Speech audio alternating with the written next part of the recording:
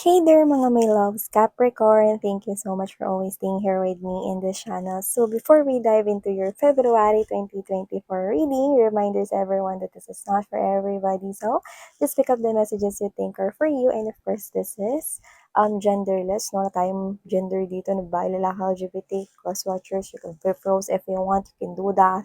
This is general reading right here. And of course, do not forget that at the end of the day, you always have your free will, no? Syempre naman, of course, you can do that. Yan, no? So, let's dive into your reading na Capricorn na we have here 2 decks and let me shuffle both bago natin simulan rito, no? Ang mga mensahe, no? Bago natin basahin rito for you. Guys, so this is for Capricorns, February 2024 reading. Messages for Capricorns, February 2024 reading. Capricorn. Angels and Spirit Guides, maraming salamat. Archangel Michael, maraming salamat for being present here in this reading. This is for my Virgo. You might be dealing with Virgo but doesn't have to be. Just take how this resonates. This is for Capricorn.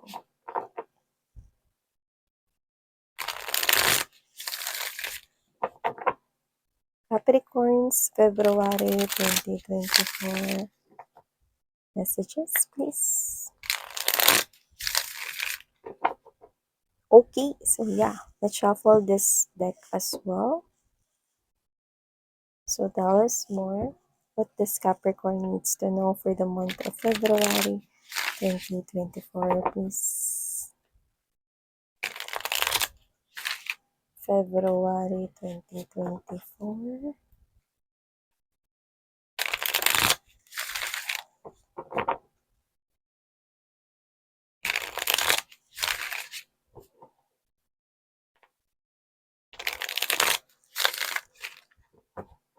Okay, so yeah, let's see Capricorn. What do we have here for you guys? Let me start with this. You've got here this Six of Swords energy. You could be going on a vacation. Might be ikaw mag-isa or baka you're with your friends or family right here. Five of Pentacles energy.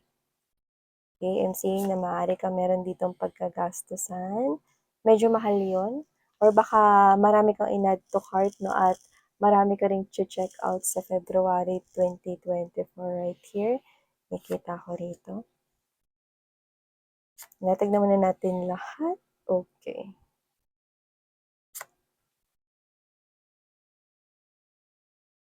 Okay, ito nakuha ko rito mga babes, no. Meron kayo ritong bibigyan ng chance, no, but that's only few of you Capricorn. Meron dito mga Capricorn people, no, na meron dito kayong past person that is coming back around and I'm seeing nabibigyan nyo sila ng another chance, no. Like papatuloyin nyo ulit sila no, sa inyong life. That's only for few of you. Minention natin yun, no.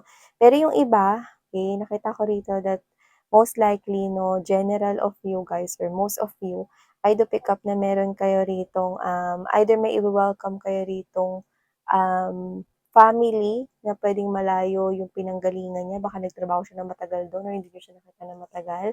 Nakikita ko yung pag-welcome niyo sa kanya rito, no? Or most likely, yung iba naman, no, pwedeng magkaroon kayo rito ng reunion, no?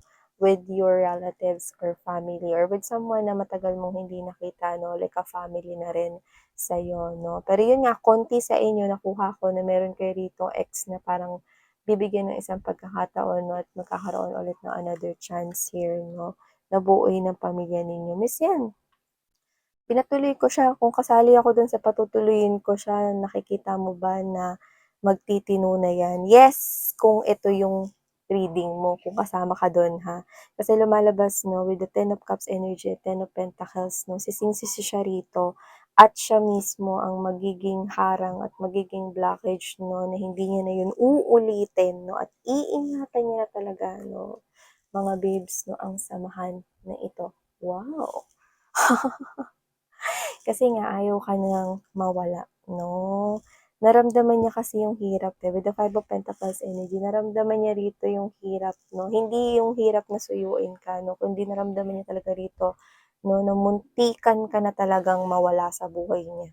Yun yun. Hindi ko alam kung ano talaga yung nangyari sa inyo pero maaaring iniwan or inabandon na nila kayo ng pamilya mo kasi yung iba may kids kayo nito, no? Yeah, just few of you, okay? Just, that's not for all, no? Na may magbabalik rito na past person ninyo, okay? So, ilatag na rin natin ito, Capricorn. Yeah, you could be dealing with Virgo kasi nakuha ko rin yung Knight of Swords energy, no, in this placement here. And they also got this Knight of Pentacles here.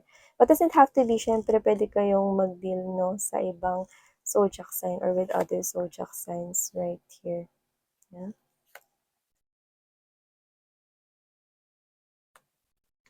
Nakita kong mag-see, we have here this Nine of Cups energy. Wish being fulfilled. Wow, may wish come true kayo ngayong February 2024. No? At yung wish come true na yan, wish rin yan ng iba pang mga people around you. Maybe it has something to do with work, no? Or baka maybe it has something to do with love and commitment. Pero nakikita kong sa'yo, ang corona, ikaw ang magwawagi ng plake. Six of Wands energy, success is yours, no? Maaaring may kakompetensya ka dyan, baka business yan, trabaho, or baka meron ibang mga nanliligaw or paparamdam ng emotions and feelings sa taong nagugustuhan mo, minamahal mo, no? Pero, ikaw ang nakikita ko magwawagi, no? At yun yung wish fulfillment mo. Kung ano man yung bagay na gusto mo, na gusto rin ng ibang tao, no? Yun yung nakikita ko rito na wish fulfillment mo, no? Sa'yo yun. Bongga. Yeah, we have here the Two of Cups energy, Queen of Pentacles.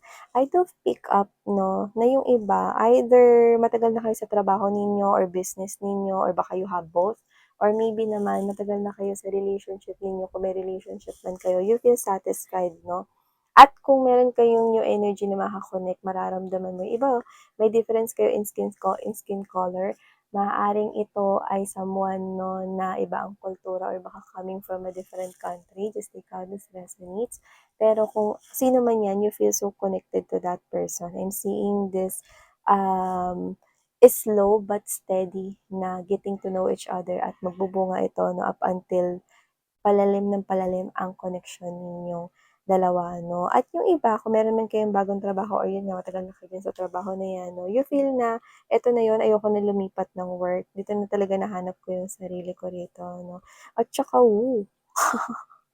sa trabaho may nakakapansin rito, no? Hindi ng galing mo sa trabaho or hindi kung paano ka magtrabaho, kundi meron ditong secret admirer ka, no? Nakikita ko rito, no? So, maaaring ito yung new person, mga babes na pinapakita rito. Maari naman, no, na sa iba, okay, pwedeng meron tong hidden crush sa'yo.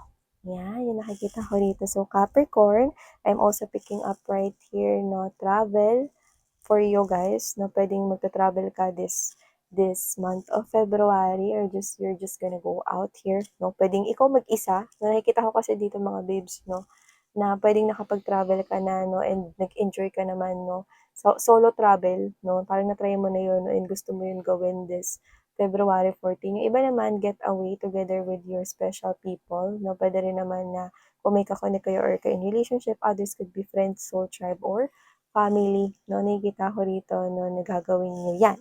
And also, I picking up right here that with the Emperor and Seven of Pentacles, nakikita ko na meron kayo rito pwede kung may business kayo, may business collaboration or partnership na nakikita ko na pera, malinaw na pera ang bubunga niyan, no, sa kalaunan. Yun yung nakukuha ko rito, no. So, I'm seeing that matagal mo na rin naman pinag-iisipan, pwede investment yan. Pinag-iisipan tong opportunity na to. And finally, I'm seeing you giving it a go. You're signing a contract, no, and it's legal. Legal naman yan. It's authentic, no, and hindi ko nakikitang scammer yan. So, nakikita ko, no, na sa pagdating ng tamang panahon, no, nakakita tayo dito ng mangga, so maaaring kumain kayo ng mangga, but it's hinog. So, pagdating ng panahon na ripe na ito, no, or hinog na, it only means na malinaw itong salapi. And this is not just salapi. This is that big amount of money, no. Alam mo to at alam mo na rin yung paggagamitan mo nito, no, at lumalabas dito mga babes na parang umpisa na to ng pagpundar mo ng something big sa buhay mo. So, puwedeng malaking property ito or baka business or another business or baka magwo-work ka, magbi-business ka 'no or yung sideline mo gusto mo ng gawing business, mga gano'n. Usapang pagkakakitaan yung nakikita natin dito 'no. And I'm also picking up right here someone sending you message right here, okay? At hindi ito via text, talagang sasadyain ka niya. Hindi ito via call or video call in any social media, kundi pupuntahan ka niya rito. Sasabihin niya 'to ng diretso sa'yo. Yan yung nakikita ko rito, 'no? So, kung ano man yung news na yan, maganda ba yan, miss yan? Well, sa nakikita ko rito parang matagal mo na 'tong gustong marinig. Hmm. So, ano nga yan, miss yan, positive ba yan or negative? Well, I'm picking up 'no, na ito ay something here positive, okay? Kasi parang dito mas lalong magiging klaro yung tingin mo sa isang sitwasyon or bagay. So, puwedeng noon may hindi malinaw sa'yo 'no, pero itong news na 'to ang magbibigay ng clarity 'no, sa sitwasyon na yun 'no, and because of that makakagawa ka ng movement 'no, ng mas maayos at mas malaya. So, nakikita ko rito na puwedeng may kinalaman yun sa pera 'no. So, hindi ko sinasabing puro pera, pera, pera, pera kayo, Virgo. Virgo again? So yan, 'no, maaaring di rin talaga kayo with Virgo 'no, earth sign kasi si Virgo 'no, at saka medyo masipag rin si Virgo sa work. So maaaring tinataglay niyo ang characteristics ni Virgo kaya natin siya name-mention out of nowhere or yung iba sa inyo baka Virgo yung kadil ninyo. Pero hindi ibig sabihin na porket Virgo yung sinabi ko, eh, pang Virgo lang nakadil 'to. You could be dealing with any zodiac sign. Sometimes kasi the energy or tarot readers na tend to say the zodiac sign 'no, kahit hindi yun yung zodiac sign here kasi baka maaaring may Virgo placements ka sa birth chart mo or sa natal chart mo or maaaring tinataglay mo ang isa sa mga powerful na characteristics ni Virgo. Okay, so yun yun. So meaning to say 'no, dahil money ito and Virgo is an earth sign 'no, nakikita ko rito na yung diligence at hard work hardworking na characteristics ni Virgo 'no, ang tataglayin mo this February month 'no, 2024. Dun sa mini reunion na nakikita ko or reunion together with the family here, nakikita ko rito na maaaring ganapin ito 'no sa pa province or may garden 'no or ganyan. Kasi sa Manila mga babes medyo medyo wala masyadong garden 'no.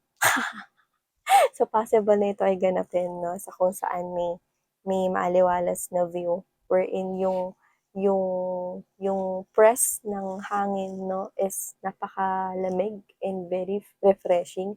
So, maaaring ito ay ganapin 'no, sa maaliwalas o baka sa malapit sa body of water or baka sa garden, mga ganyan, maraming puno or maaaring, sa isang beach or club 'no, clubhouse, mga ganyan. Or whatever the case may be, I'm seeing 'no, na parang baka kayo buong pamilya lumabas na mag-outing kayo, mga gano'n.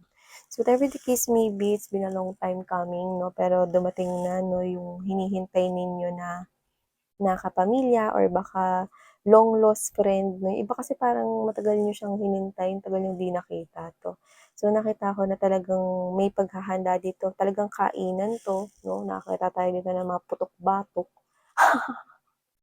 Sa mga may high blood na ingat-ingat 'no. Tamang dala lang ng pineapple juice, 'yan. At saka yung rice, half rice muna. Kainan to get together with the whole family 'no, and seeing 'no na parang, yung iba mga babes 'no, doesn't have to be na nagaling siya sa malayo, yung iba kasi puwedeng may nagkasamaan ng loob dito sa pamilya 'no, tapos ito nagkaroon ng pagpapatawaran right here 'no. It's new life 'no, oras na to forgive and I do pick up na hindi ikaw yun, parang it has something to do with your family member na nagalit sa isang relative or what 'no, pero war is over. I'm seeing you reconciling 'no, I'm seeing your family member reconciling to that, okay? So, yeah.